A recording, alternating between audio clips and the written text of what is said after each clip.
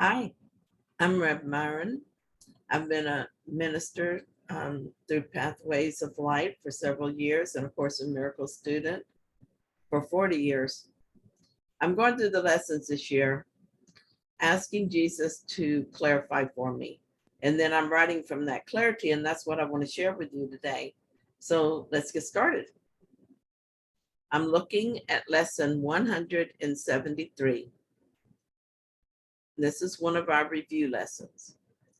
God is but love, and therefore so am I. I will step back and let him lead the way.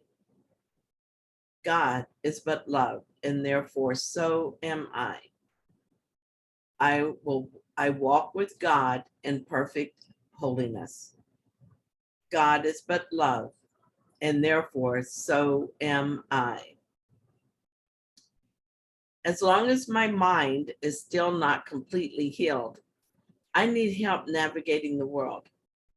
I know I'm not Myron, but I'm not altogether in touch with my true self. And so my experience is not of being the self and living from that self. So the Holy Spirit will guide me through the world and through my challenges within the world. And all I have to do is let him. He heals my mind when I see that there is still some dark thought that lingers. For instance, every time I have one of those casual judgments, I am surprised. How is it I'm still doing that?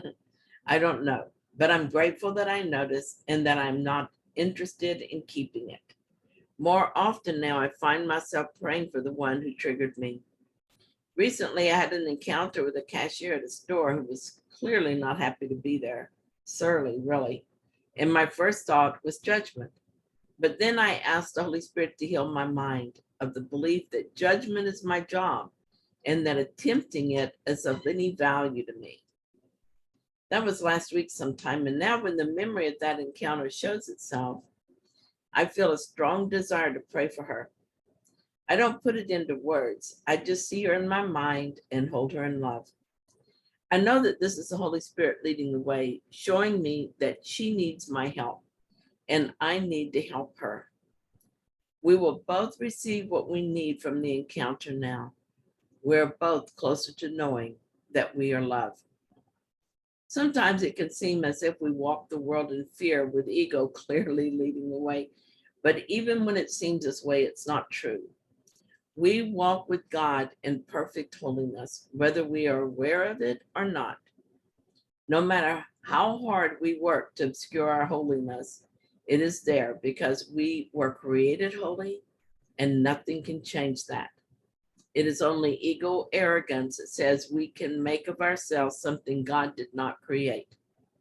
And ego is an illusion, so it did not happen.